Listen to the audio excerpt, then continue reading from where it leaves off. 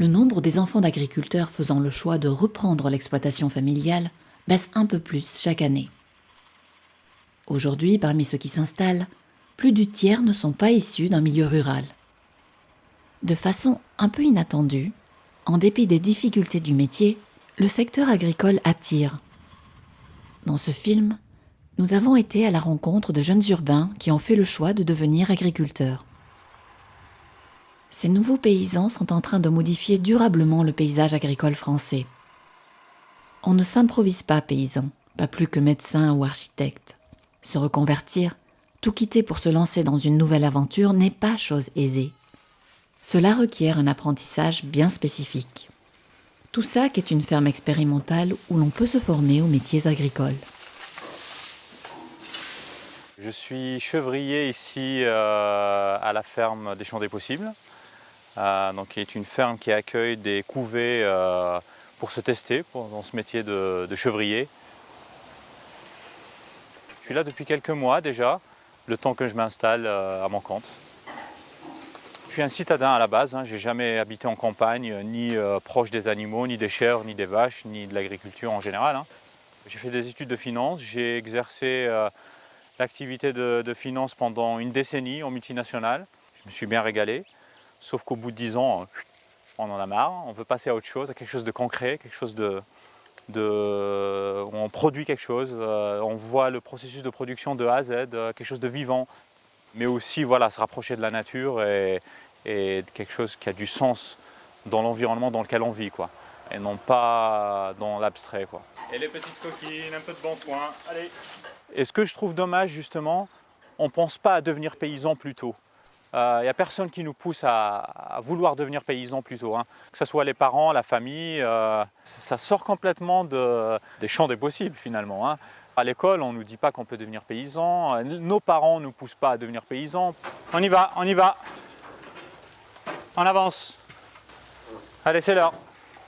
Pour nos parents, il faut faire des études très longues, devenir chercheur, ingénieur, avocat, je ne sais pas quoi, mais pas ça, mais surtout pas ça. Je trouve ça dommage.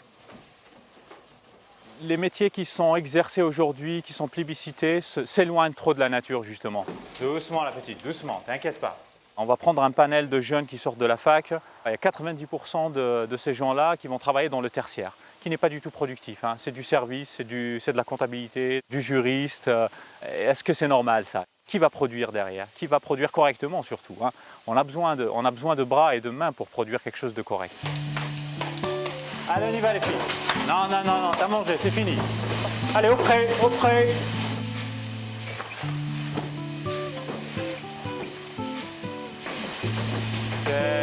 C'est bien les filles. C'est bien. Ah, si ça pouvait être comme ça à chaque fois. Même si on fait les mêmes tâches tous les jours, comme la traite, la fromagerie, nourrir les chèvres, c'est pourtant bien, t'inquiète pas. Le fait d'être proche de ces animaux et de la nature, c'est génial. Ça nous rend heureux toute la journée, toute l'année. Certes, on travaille tous les jours, 365 jours sur 365, mais on est en vacances toute l'année. Le point le plus intéressant aussi, c'est la transformation qu'il y a derrière. Là aussi, on travaille avec du vivant. Le lait, c'est des bactéries, c'est de jouer avec les bactéries, les bonnes surtout, pour faire de bons produits. Il a fallu passer par une formation en Ardèche, justement, dans une école assez sympa. Et dès la première heure, je me suis dit, c'est ce que je veux faire, c'est bon. 2 semaines, immersion totale, transformation fromagère tous les jours, matin et soir. On essaie de comprendre aussi tout le mécanisme des bactéries, de l'acidité, de tous les coulisses du lait et de la transformation fromagère. On commence une saison fromagère, la première en autonomie. Ça ne veut pas dire qu'on va faire de beaux fromages ou de bons fromages. Donc tout ça, c'est une pression qu'on a au quotidien de réussir cette production du départ jusqu'à la fin. Traire correctement ces chèvres, transformer le lait en caillé correctement aussi, avoir un beau caillé, une bonne acidité, une bonne température, maîtriser tout ça, tous ces paramètres. Commencer à faire de fromage. Est-ce qu'ils vont avoir du goût? Est-ce qu'ils sont assez salés? Est-ce qu'ils sont assez affinés? Est-ce qu'il y a des bactéries qui ne se développent pas après coup dont on ne veut pas? C'est ce qui manquait dans le monde de la finance. C'est de travailler sur des choses concrètes, de voir l'évolution des choses, de maîtriser les choses aussi de A à Z. et ne pas être juste derrière des chiffres et des tableaux Excel pour expliquer telle ou telle chose, quoi. Cette couveuse te propulse complètement dans la réalité de ce que tu veux faire, hein, parce que tu as le matériel qui est mis à disposition, le troupeau qui est mis à disposition, et 100% de responsabilité pour faire tourner l'activité, en commençant par prendre soin des animaux, les nourrir correctement, choisir la nourriture, transformer tout le lait, vendre le fromage. Donc c'est une chance de se tester déjà, de voir si on tient le coup physiquement, intellectuellement, économiquement. Puis ça confirme si on veut vraiment se lancer dans cette activité ou pas.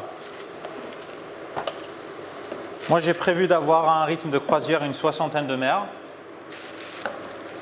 qui fasse en moyenne voilà, 2 litres, 2 litres et demi par jour pour en vivre, hein, avec ma compagne. Je préfère mieux avoir un petit troupeau et de valoriser mieux le lait au maximum, hein, en transformant l'essentiel du lait et de vivre de ça, quoi. On n'a pas besoin de revenus exceptionnels pour vivre avec ces animaux. Et puis surtout, tout le côté commercialisation. Donc comme on est en Île-de-France, ben, c'est pas un gros problème, hein. Il y a des consommateurs, il y a 20% de la population du pays qui est dans une seule région. Donc tant qu'on fait des bons produits de qualité, qu'on les présente bien à ces consommateurs, on ne devrait pas avoir de problème à les vendre. Donc là, ça te permet de te tester sans aucun investissement, hein, de voir si ça tient la route ou pas. Et si c'est le cas, ben, même envers un banquier, un assureur, si tu arrives en face de lui en lui disant voilà le modèle que j'ai testé et que je veux mettre en place, ben, ça passe mieux, non? Allez, bêtises encore. Allez, qu'est-ce que vous faites là? Allez, allez, allez voir vos mères. Allez. C'est quoi ça? C'est le bordel encore. C'est bien. Pas les pattes, hein? Non, pas les pattes. Pas les pattes. Pas les pattes. C'est bon. Attendez, laissez-moi mettre. Doucement, doucement. Et pas les pattes. Qu'est-ce qu'on a dit?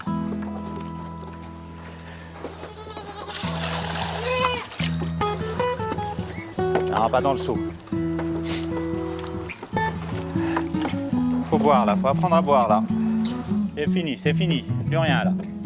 C'est fini. Faut remettre de l'eau, faut faire du bien. On y va. Allez, on va prendre l'air, c'est mieux dehors. Allez, il fait moins chaud. Allez, allez. C'est bien.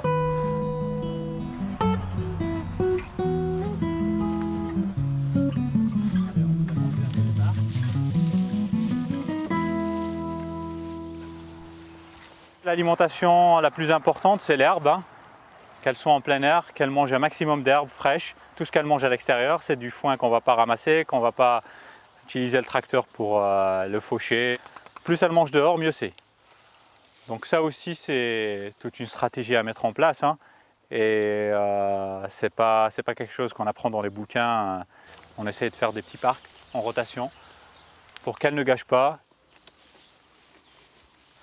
C'est un très grand saut dans l'inconnu, mais finalement on s'arme très bien avant de se lancer, hein, parce qu'on essaie de se former, on est curieux, on va rencontrer des paysans, on voit comment ils travaillent, on voit que c'est possible de faire cette activité-là, que ce soit physiquement, mentalement, financièrement, tout est possible. Ici, au champ des possibles, à tout ça, qu'on a la chance d'avoir vraiment un pôle pour s'expérimenter dans toutes les activités agricoles, hein. Dans la même ferme, on a de tout. On a du maraîchage, on a des fruits, on a des animaux, du lait, de la viande.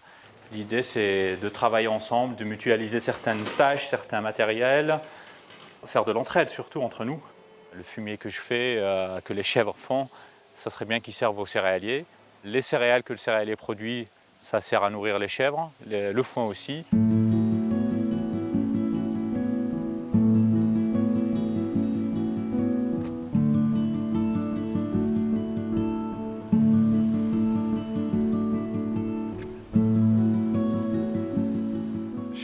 ingénieur agronome de formation à l'école d'agro de Toulouse. J'ai travaillé pendant presque 5 ans au GAB Île-de-France, donc c'est le groupement des agriculteurs bio d'Île-de-France. Voilà, pendant 5 ans, à force de côtoyer des paysans, des paysannes bio franciliennes, ça m'a donné envie de franchir le pas.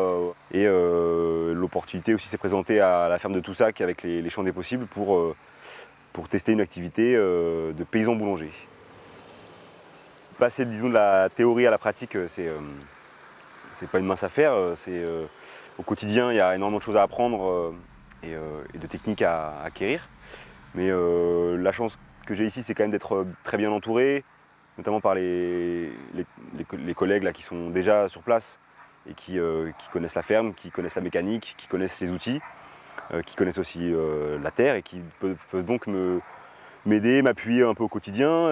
Il y a mon tuteur aussi qui m'aide et qui me met le pied à l'étrier pour les opérations au champ, etc. Mon tuteur, c'est Christophe, un paysan voisin, un paysan bio depuis très longtemps, qui du coup a beaucoup d'expérience et voilà, me transmet un peu son expérience au fur et à mesure de la saison, de la campagne qui avance.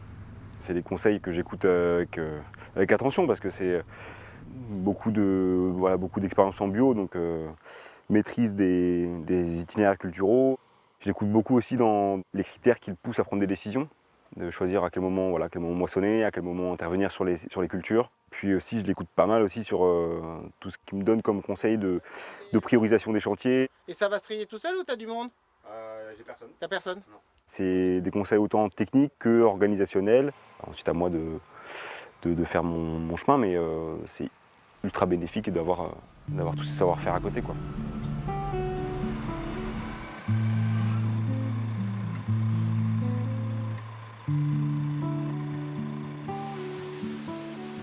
Le matériel n'est pas simple de prise en main quand on n'y connaît rien. C'est en faisant qu'on apprend, donc voilà, une fois que tu l'as fait une fois, 2 fois, que tu as fait une bêtise, 2 bêtises, bah après, la 3e fois, ça roule.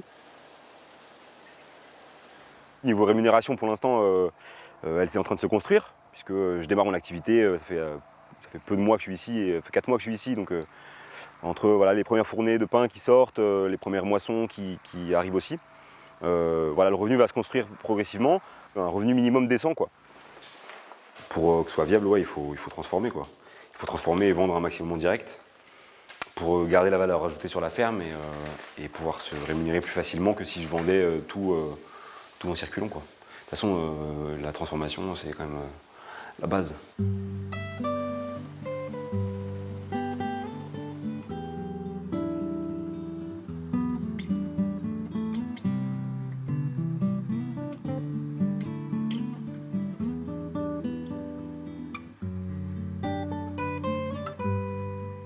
N'étant pas issu du milieu agricole, je pense que sans des structures comme les Champs des Possibles, Terre de Liens, tout le réseau Abiosol en Île-de-France, il est extrêmement compliqué de s'installer.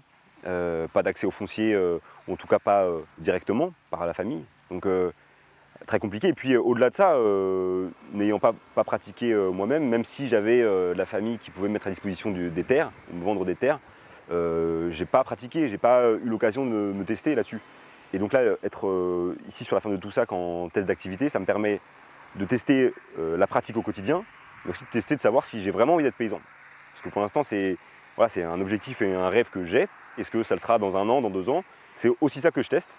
Est-ce que je veux être paysan? Est-ce que je veux être paysan boulanger? Est-ce que je veux être que boulanger peut-être? Ou est-ce que je veux en fait ne rien faire de tout ça et faire autre chose? C'est un modèle ici super confortable pour me tester, bien sûr. C'est très peu risqué parce qu'il n'y a pas eu d'investissement, en tout cas financier au départ. C'est presque un outil de production clé en main avec un réseau de tuteurs qui est présent pour nous accompagner, une équipe salariée pour nous accompagner. C'est royal. Là, on a moissonné de l'orge et du pois pour les animaux de la ferme. Et puis, il reste à moissonner du seigle, de la févrole. Et on a aussi des parcelles de trèfle et de luzerne pour faire du foin. Ou pour, notamment sur le trèfle, faire une sorte d'engrais vert, de couvert pour laisser un peu de repos à la terre. On a fait une très belle première coupe de luzerne. On a eu des bons résultats en moisson d'orge et de pois. C'est en faisant que je vais apprendre et c'est après plusieurs campagnes, plusieurs saisons du semis à la moisson que je vais apprendre et que je vais peut-être du coup revoir mes rêves et mes ambitions théoriques par rapport à aux réponses que j'ai pu avoir en direct au champ, quoi. C'est très différent d'un livre entre ce que j'ai appris et ce que je fais aujourd'hui très concrètement. Ce qui m'a plus surpris peut-être, c'est que tout ne se fait pas comme on pourrait l'imaginer. Il y a des aléas, notamment les aléas climatiques. Ça, je le savais, mais je l'avais pas. Il m'a fallu m'y confronter pour en prendre pleinement conscience. Voilà, tout ne se fait pas comme forcément on l'avait prévu, mais on arrive toujours à retomber sur nos pattes et à s'adapter. Et je pense que voilà, une des principales qualités peut-être d'un paysan, ce serait sa capacité de s'adapter aux aléas.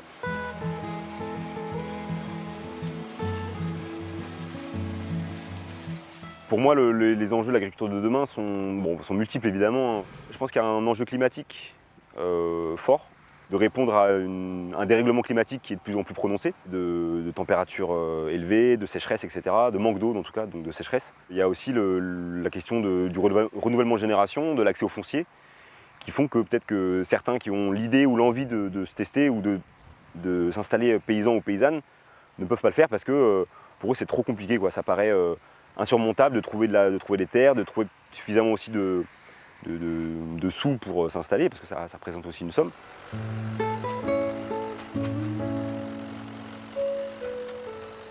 Pour t'installer, moi j'aurais eu besoin de 2 hectares et ça m'aurait fait environ 20 000 €, rien que pour le foncier. Puis après, toute l'installation, t'en as tout seul, t'en as peut-être pour 150 000 € pour avoir ton bâtiment, tes serres, l'irrigation, le tracteur, les outils, etc. Et c'est entre 150 et 200 000 €, tu vois, une installation. Et bon, ça a peut-être changé, je sais pas depuis le temps, mais moi, quand je cherchais à m'installer, c'était ça. Et du coup, 200 000 € tout seul, te lancer, tu n'es même pas sûr de vendre ta production. C'est d'abord le modèle AMAP qui m'a convaincu de me lancer en tant que maraîcher. Parce que c'est un soutien énorme. Quand tu te lances dans le maraîchage, c'est un métier que tu ne connais pas, tu ne maîtrises pas. Et là, tu dois tout apprendre, plus une commercialisation. Moi, je ne suis pas commercial à la base. Enfin, non, tout seul, c'est quasiment impossible, quoi.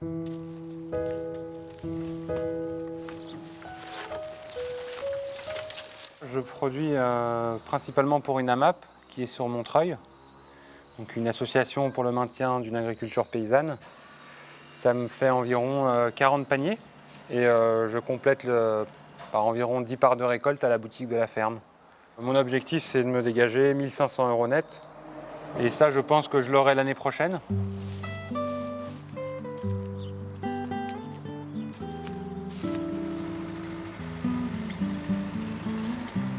J'ai commencé par apprendre à travers des stages chez différents maraîchers et en couveuse d'activité au sein des Champs des Possibles, où là ça a été vraiment un gros coup de pouce au niveau de la formation. Mon tuteur il est juste à côté. Moi j'ai la chance d'avoir un tuteur je l'ai lâché et puis il est juste à côté des voisins, ce qui fait qu'à chaque fois qu'il passe à côté, qu'il remarque que je fais mal quelque chose, il n'hésite pas à me le dire, à m'en parler. Enfin, j'ai appris à travailler comme Michel. Et on m'a proposé de basculer en autonomie l'année d'après, que j'ai accepté en même temps qu'Adrien. Et puis une fois qu'on te lâche, tu es tout seul. Tu es enfin libre, tu peux enfin faire tout ce que tu as envie de faire. Tu vois. Des fois tu réinventes la roue, hein, tu fais pas autre chose que ce que les autres ils ont déjà fait. Et tu te rends compte que il n'y a rien de nouveau, quoi. Tu essayes des choses, mais au final je reviens pas mal à ce que j'ai vu à droite à gauche et ce que j'ai appris au départ. J'ai pas encore fini d'apprendre le métier de maraîcher.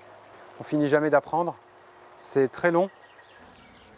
Ton seul pour le comprendre, il faut plusieurs années. C'est en le travaillant, chaque année, on comprend un peu plus en fait.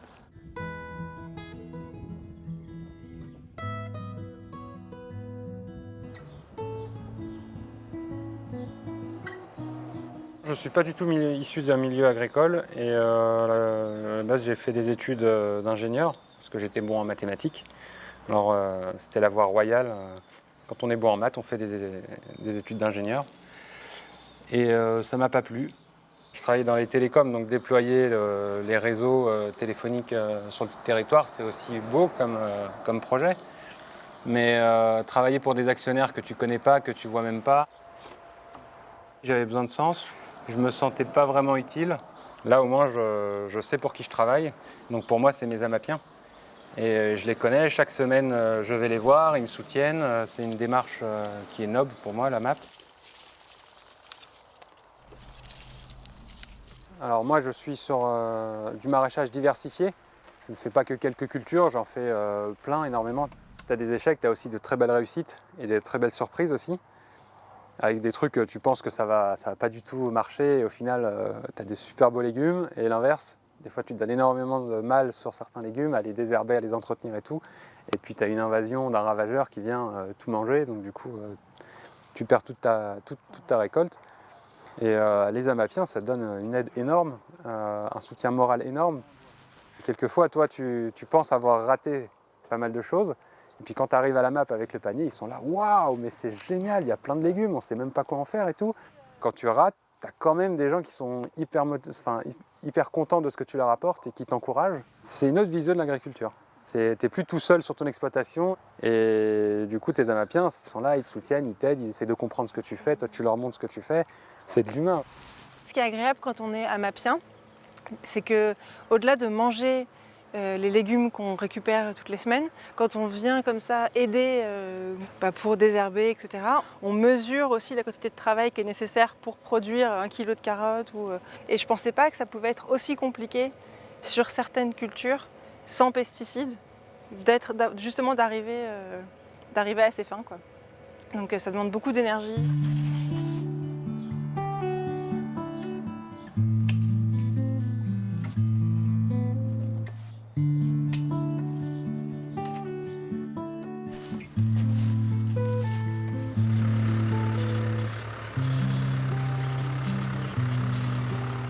Quand l'été arrive, juillet-août, on est lessivé, KO. Enfin, fatigué de toute une saison. On a travaillé de 6h à 18h, 19h, sans relâche et sous pression. Les 4 saisons se jouent pendant le mois de mars, avril, mai, juin.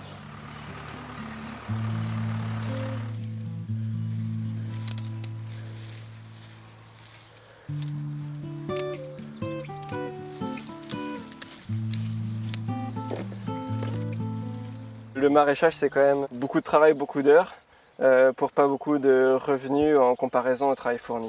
La fève, par exemple, c'est très long à ramasser. Pour une planche comme ça, j'en ai pour 2 heures, 3 heures, tout seul. Donc si on ramène un taux horaire, ça fait tout de suite assez cher du légume, un taux horaire au SMIC. Au début, je cherchais surtout la rentabilité et l'efficacité.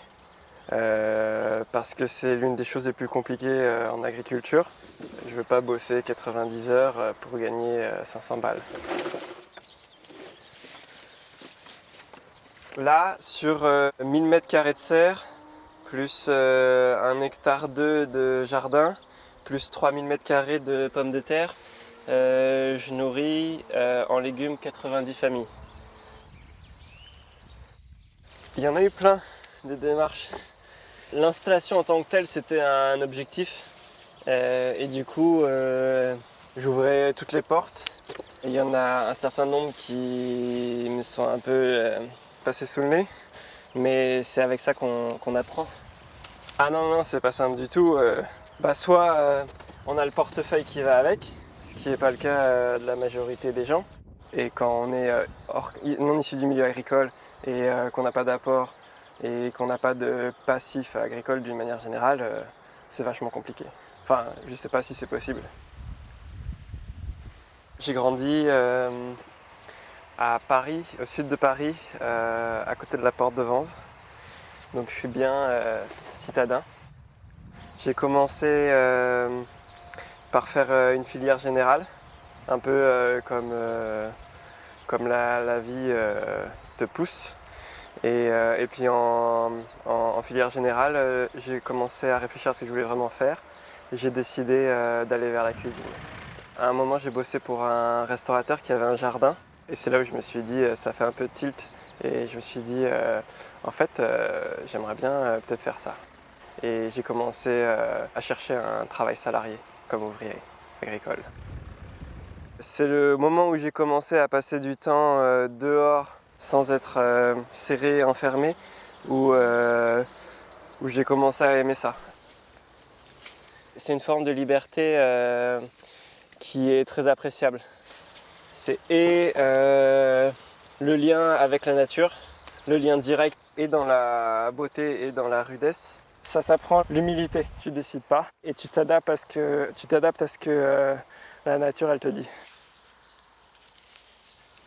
Plus on connaît de choses, plus on a de savoir-faire, plus on a d'expérience, moins on est désarmé par les soucis de l'installation.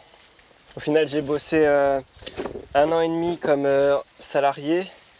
J'ai fait une formation sur 10 mois, 9 mois. Et après, j'ai fait 3 ans en tant qu'entrepreneur à l'essai. Donc j'ai vraiment pris tout le temps et les étapes une par une.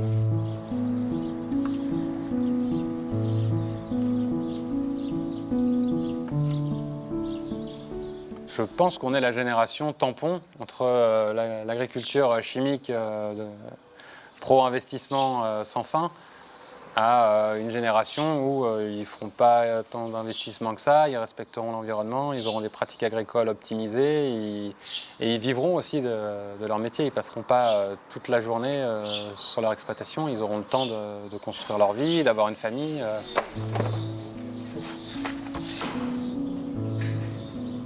Les enjeux de demain, oui, c'est la transmission des fermes aussi, parce qu'il y a beaucoup d'agriculteurs qui partent à la retraite. Qu'est-ce que vont devenir ces fermes? Est-ce qu'elles ne vont pas juste se faire manger par d'autres structures? Une personne qui avait 300 hectares, elle en aura 600, et puis après 900, et puis après 1800, j'en sais rien. Mais oui, ça, pour moi, c'est un gros enjeu, quoi. C'est que faire de toutes ces fermes à transmettre, de tous ces agriculteurs qui vont partir à la retraite et qui n'ont pas de repreneurs. On pourrait mettre plusieurs familles, plusieurs personnes, c'est un peu l'objectif de cette ferme où tu vois, on est sur 70 hectares et on essaie de faire vivre au moins 10 personnes convenablement. Dans l'idéal, ce serait beaucoup plus de fermes à petite échelle où chacun aura son maraîcher pas loin de chez lui, mais il faudrait clairement former plus d'agriculteurs.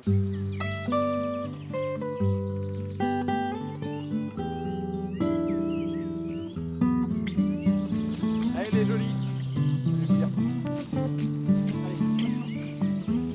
Allez. On se lève. Ouais, d'accord. Allez.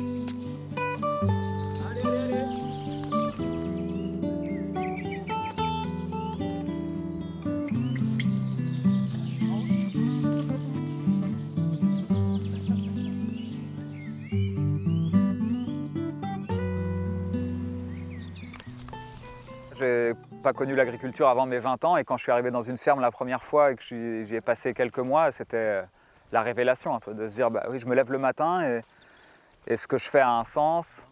Ça me donnait un cadre à la fois très rassurant et à la fois qui portait du sens pour moi. À trouver que c'était un mode de vie souhaitable.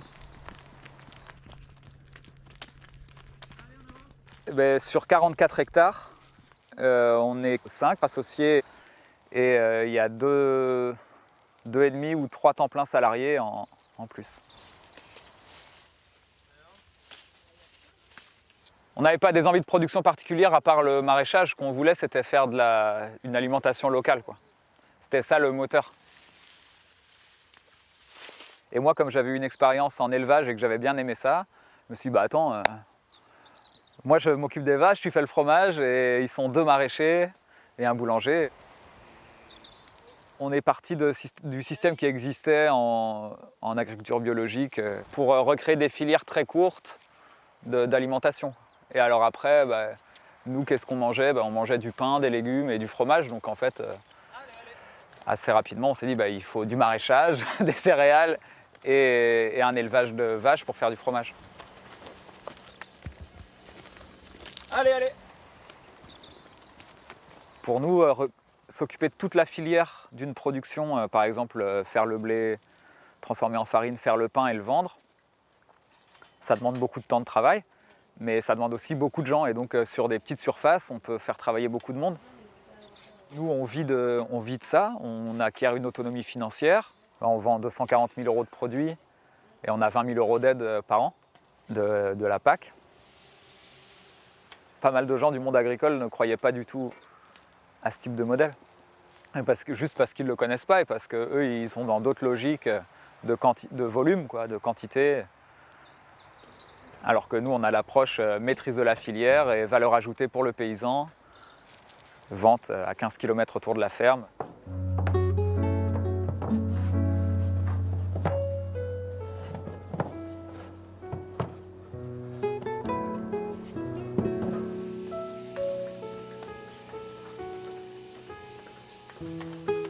C'est surtout des bretonnes pinoires. C'est des animaux très faciles à élever. C'est des animaux ultra autonomes, ils n'ont quasiment pas besoin de moi. Ils n'ont jamais besoin d'aide pour véler. Et de ce point de vue-là, tu n'as pas besoin d'être technicien, quoi. Et comme moi, je ne le suis pas du tout, et ben, ça me rassurait. Ouais, je m'entends bien avec elles. Puis il y a le coup de cœur esthétique aussi. Elles sont vraiment magnifiques. Elle est dynamique, vivante, elle a le regard vif. Avec nous, elles sont super douces. C'est plutôt des bonnes laitières par rapport au poids qu'elles font. Ce qui est sûr, c'est qu'en leur donnant de l'herbe et du foin, elles font un très bon lait, de très bonne qualité pour faire du fromage.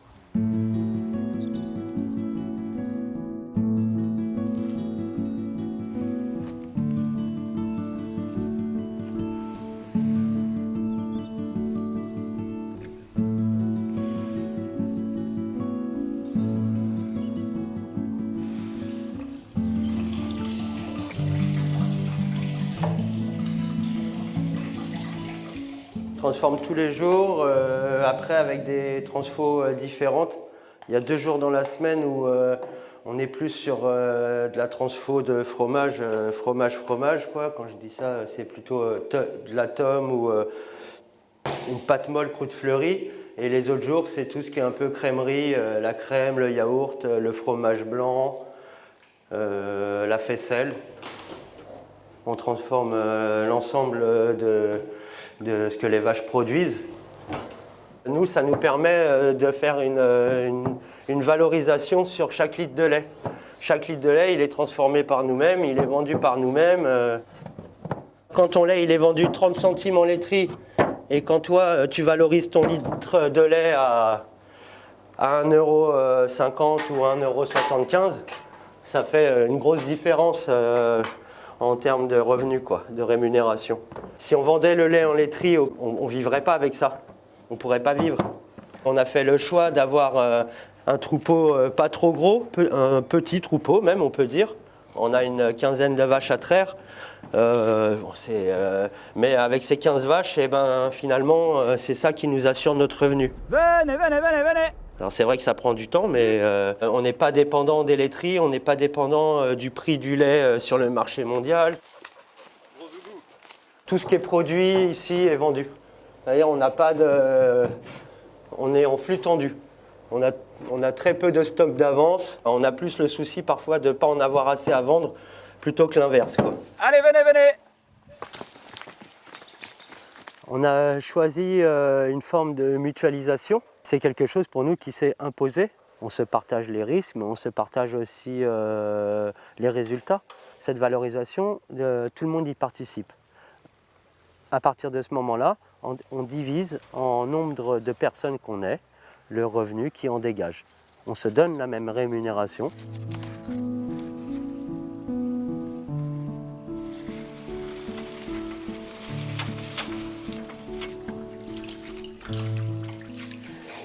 Avant d'arriver ici, j'étais à Paris, dans le 19e. Et j'ai rencontré des gens, notamment ma compagne, qui m'ont ramené par ici parce qu'elle est du coin. J'étais pas du tout du milieu. Moi, je suis arrivé donc par des rencontres en Mayenne. Et le métier de fromager, en fait, je l'ai rencontré ici. J'ai passé un diplôme agricole qui s'appelle le BPREA. J'ai fait une formation toute classique de lait, vache, céréales, quoi, qui te permet de t'installer après en tant que chef d'exploitation. Ce qui m'a intéressé dans ce projet, c'était pas un projet agricole en soi, quoi. C'était un projet humain. C'était d'être ensemble, faire ensemble, sortir de l'individualisme. La solidarité, c'est énorme. On a traversé des trucs économiquement pas faciles au début, et la solidarité, elle a toujours été là. Le mode de travailler à plusieurs, pour moi, il m'a permis de me faire grandir. Il m'a permis de m'épanouir, mais émotionnellement, ça m'emmène très loin, en bonheur. Tous les jours, j'en ai, en voyant mes enfants grandir dans la ferme, aller jouer avec les bousses de vaches, s'amuser avec les cochons. L'émotion, elle est là tous les jours. Et ouais, c'est une belle aventure, ouais, carrément.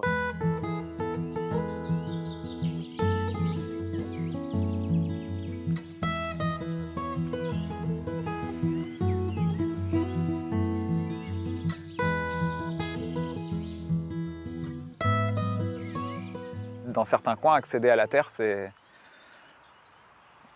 un vrai défi quoi, quand tu n'es pas du milieu agricole. Les bonnes terres,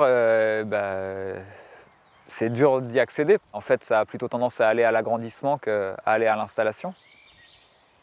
Nous, on vient de la ville, on avait aussi une image plutôt romantique de l'agriculture.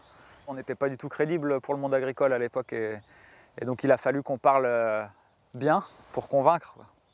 Convaincre les banques de nous prêter des sous, enfin convaincre tout le monde en fait. Et puis c'est quand même un parcours de longue haleine, il faut être déterminé, et, tu vois, faire de la formation agricole, après il y a tout un parcours à la chambre d'agriculture. Nous, s'il n'y avait pas eu Terre de Liens, je ne sais pas si on aurait réussi. La ferme elle coûtait plus de 200 000 €, il fallait encore 200 000 € pour équiper tout ça, transformer la ferme. Ça aurait peut-être été trop lourd. C'est pas dit qu'on s'en serait sorti sans Terre de Liens. Terre de Liens a acheté la ferme, donc on n'avait pas besoin d'apporter des capitaux là. Et on a pu mettre tous les capitaux qu'on a empruntés, on les a mis dans la construction d'un outil de travail qui soit ergonomique pour qu'on tienne dans la durée, pour avoir des conditions de travail plus faciles. On travaille du lundi au vendredi. Dans ce créneau-là, on s'est dit que c'était bien d'essayer de faire 45 heures. On travaille qu'un week-end par mois, et puis on a un SMIC par mois. Et sur le week-end, on tourne, donc samedi, dimanche, il y a une seule personne qui est là, qui fait la traite, le soin aux animaux, et qui prépare le levain pour le lundi matin, qui va ouvrir et fermer les tunnels, arroser les semis, nourrir les cochons. Mais tous, on n'avait aucune envie de se tuer à la tâche, quoi. Après, il y avait un petit peu le mythe du paysan qui doit en chier. Si c'est trop facile, c'est qu'il y a un truc qui n'est pas normal. Le paysan, ça doit se tuer à la tâche. Et c'est marrant parce que parmi nous, il y avait cette idée-là quand même qui traînait, mais qu'on a démonté parce que c'est quand même plus cool d'être en week-end. Donc c'était pas si dur à casser.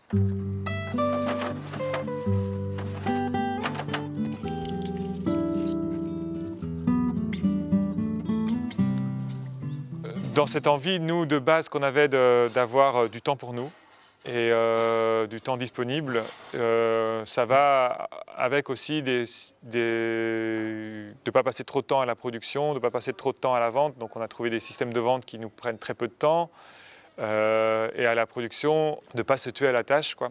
D'avoir des plans de travail à hauteur, d'avoir quelques machines qui nous permettent et de gagner du temps et de gagner de la facilité et que ce ne soit pas trop dur comme métier. En y réfléchissant bien, on arrive à s'économiser. On se préserve quand même la santé. J'ai abordé l'agriculture par la permaculture. Et donc mes premiers trucs, c'était les écrits de Fukuoka, c'était Bill Mollison, c'était tous ces courants de pensée-là. Je les ai testés, que ça marchait, mais que c'était aussi très physique. Et que pour en vivre, c'était compliqué. Donc je me suis plus orienté vers un système plus classique.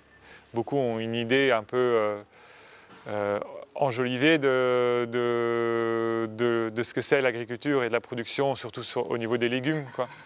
Que ça paraît très facile et que ça pousse tout seul, alors que c'est pas tout à fait ça, quoi. Et nous, quand derrière, il y a des exigences quand même économiques, hein, n'ayons pas peur des mots, je suis obligé d'avoir des légumes à la fin de l'année pour remplir les paniers pour nos clients, quoi, pour pouvoir me tirer un salaire. Et à la fin, de ne pas travailler 70 heures semaine ou 80 heures semaine. Moi, ce n'est pas mon objectif. 40-45 heures semaine lissées sur l'année, c'est très bien. Et ça permet de faire autre chose et que ça reste un plaisir. On aime ce qu'on fait, mais on n'a pas envie de faire que ça. Et on a envie d'avoir une vie autre que sur la ferme.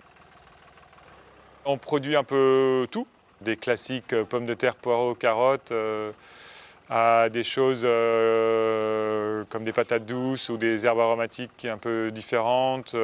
C'est assez technique le maraîchage et c'est plein de choses aussi, des compétences à acquérir et après il faut composer avec tout ça pour réussir à sortir des légumes à peu près toute l'année, quoi. On essaye de fonctionner dans un système clos, on n'a pas d'intrants, on ne fait rien venir de l'extérieur. Il y a le fumier des vaches qui sert en bonne partie pour les légumes, qui amène de la matière organique, qui nourrit le sol. Une ferme, c'est un peu comme dans la nature, il y a des animaux, il y a des plantes, il y a énormément de relations agronomiques un peu entre les différents ateliers. Le fumier des animaux va sur les cultures, sur les légumes et les céréales. On utilise la paille des céréales pour pailler les animaux. Deux déchets, enfin, qu'on peut appeler déchets du fournil et de la fromagerie, le son du blé et le petit lait servent à nourrir des cochons. T'as soif, tiens. Il n'y a pas eu de doute sur la réussite du projet. On avait un peu les pépettes au début, mais en fait, sur le papier, ça paraissait évident que ça marchait, quoi. Les doutes au début, c'était est-ce qu'on va réussir à faire le chiffre qu'il faut pour rembourser la banque? Et on a vu qu'au bout de 2-3 ans, bah oui, ça allait. Alors on n'allait pas faire fortune, mais ça allait marcher. Tant qu'on s'entend bien, en fait, ça marche. Le seul facteur, il est là, quoi. Voilà, tu vois, en termes d'ergonomie, je suis pas au top. Et puis on a tous été sérieux aussi, enfin, on s'est tous engagés. Dans le groupe, il y a une vraie confiance. Et puis après, on a mis des outils en place aussi pour que cette confiance se maintienne et pour que la communication ne cesse pas. C'est-à-dire que tous les mercredis, on a 2 heures ou 3 heures de discussion. Il y a les repas pris en commun le midi, un peu comme valeur fondatrice du projet, c'est qu'il y en a un qui fait à manger tous les midis, et qui fait à manger pour tout le monde, qui fait la vaisselle, tout ça. Et donc c'est un petit temps, déjà tous les midis on est ensemble, donc c'est pareil, on peut parler. Mais le fait que tout le monde s'exprime, c'est indispensable à ce que tout le monde se sente bien. Même si on n'est pas d'accord, on peut avoir des positions différentes, mais tant que tout le monde a pu les dire et a compris qu'il avait été entendu, déjà c'est énorme. On est des personnalités plutôt tolérantes, quoi. Du coup on accepte bien nos différences les uns les autres. Faire face à des trucs difficiles parfois en groupe, si tu arrives à dépasser ça, tu te sens un petit peu grandi.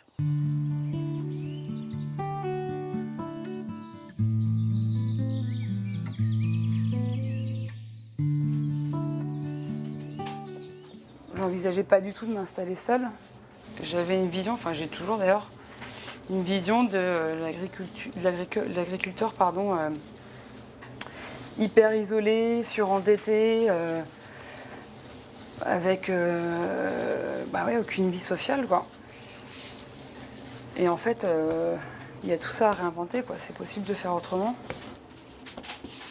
Il y a quand même une charge mentale au sein d'une ferme d'être responsable, d'être co-responsable d'une ferme et d'avoir la responsabilité d'un atelier. C'est une charge mentale. Par contre, au niveau du stress au travail ou de la qualité de vie, c'est incroyable, quoi. On mange super bien, on rigole, on produit des bonnes choses. Et après, c'est pareil, travailler en collectif, moi c'est génial. Et moi j'y tenais vraiment. Il y a un soutien et une solidarité entre les associés qui est génial.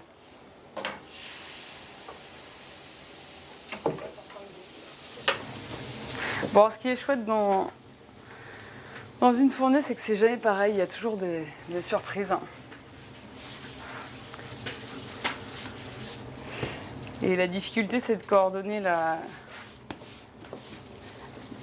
levée du pain avec la chauffe du four. Que le pain soit suffisamment levé et que la température du four soit idéale pour l'enfournement. Donc ça, c'est le petit challenge. Et l'été, il y a eu des petites fournées un peu épiques. Quand il fait 42 degrés dans le fournil, le pain lève très vite. C'est génial, en fait, chaque fournée chaque fournée est différente, donc je trouve qu'il n'y a pas de routine. Et effectivement, ça dépend de la saison, ça dépend de la farine, de la chauffe du four. Enfin, c'est quelque chose de vivant, quoi. Le levain, il est plus ou moins levé. Le four, en fonction du climat, il est plus ou moins chaud. Enfin, du coup, c'est jamais pareil. Et c'est vrai qu'il y a des possibilités de créer des nouvelles recettes, d'expérimenter, de mettre plus ou moins de levain, faire des pâtes plus ou moins hydratées. Enfin, c'est un univers assez passionnant, quoi. Avec des ingrédients assez simples, en fait, mais hyper nobles. Donc ouais, c'est chouette.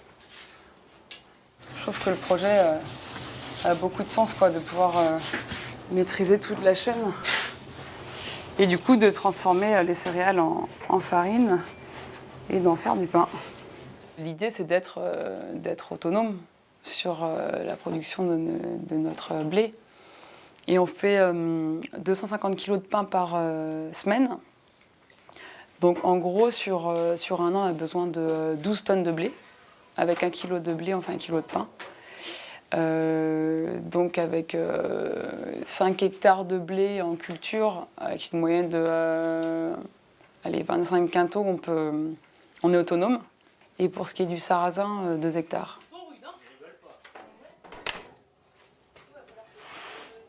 Eh ben, c'est pas du tout, c'est une reconversion professionnelle, je faisais pas ça avant. Ça faisait 1 an ou 2 que je me questionnais, je me disais que j'avais vraiment envie de faire autre chose et quelque chose de plus manuel et artisanal. L'envie de faire quelque chose de plus concret aussi. En fait, d'arriver le matin, de mélanger sa farine, son levain, son sel, son eau, et que 6 heures après, on sort des pains du four qu'on va aller distribuer à des gens qui habitent à 10 bornes d'ici. Enfin, je trouve que ça a beaucoup de sens. Et il y a une dimension aussi dans l'agriculture paysanne, je trouve, qui est assez forte, la dimension sociale, quoi. Le fait d'être en vente directe, de vendre nos produits dans le village d'à côté et de savoir qui consomme nos produits, pour moi, ça tisse des liens sociaux entre les gens qui sont forts. Là, le vendredi soir, moi, quand je fais la map, les gens, ils sont ravis, quoi, qu'il y ait un collectif de jeunes qui produisent des bonnes choses à des prix raisonnables. Donc, moi, je trouve ça... je suis hyper contente, quoi. Ça vient proposer autre chose que l'agriculture intensive. Je trouve qu'il y a des gros enjeux, mais en tout cas, la situation actuelle, elle est préoccupante. Et moi, si j'ai décidé de m'investir dans l'agriculture paysanne, c'est aussi parce que je trouvais ça inquiétant. Et je me dis qu'en fait, on est trop peu à vouloir s'installer pour produire des produits bio et de les commercialiser localement. Donc il y a un gros enjeu. Demain, ça serait super qu'il y ait plein de fermes comme celle-là et comme d'autres qui s'essaiment au niveau national, au niveau mondial.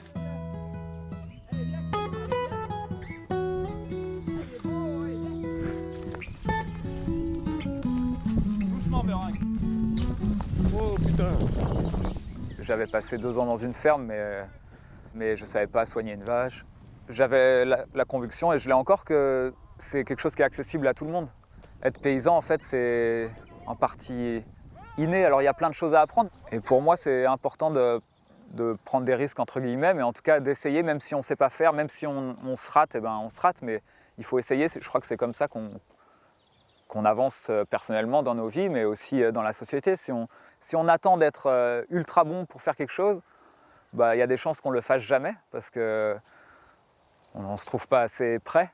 Alors que là, j'y vais, je prends des animaux faciles à élever, je m'entoure de gens, si j'ai des questions à poser, je vais les poser à des collègues qui ont de l'expérience ou des amis. Et c'est une de nos fiertés, c'était aussi une de nos motivations de se dire, là, les campagnes, elles se vident, il y a les écoles qui ferment, les gens, ils travaillent en ville et ils viennent habiter à la campagne, mais il n'y a plus de vie dans les campagnes. C'est un peu morose, quoi. Quand on est arrivé à Montflour, 3-4 mois après, on a fait la première fournée de pain. Il y avait eu la moitié des habitants de Montflour qui sont venus chercher du pain. Il n'y avait plus un commerce à Montflour, il n'y avait plus rien. Ça a créé tout de suite un lieu de rassemblement entre les gens de la commune. Et puis quand les gens se rassemblent, à un moment, il y a des idées qui viennent, des envies de faire des choses ensemble. Et c'est ce qui s'est passé, c'est que ça a contribué à vraiment dynamiser le village en créant le petit marché par exemple, mais après en organisant des fêtes. C'est-à-dire que là, il y a 160 ou 180 familles qui se nourrissent chez nous. Il y a une demande incroyable, quoi. C'est-à-dire que nous, on s'est installés, aujourd'hui, on ne peut pas répondre à la demande. Et ça a été très vite qu'on était saturés en demande, quoi. Là, ça fait 10 ans. On est tous fiers de ce que c'est devenu.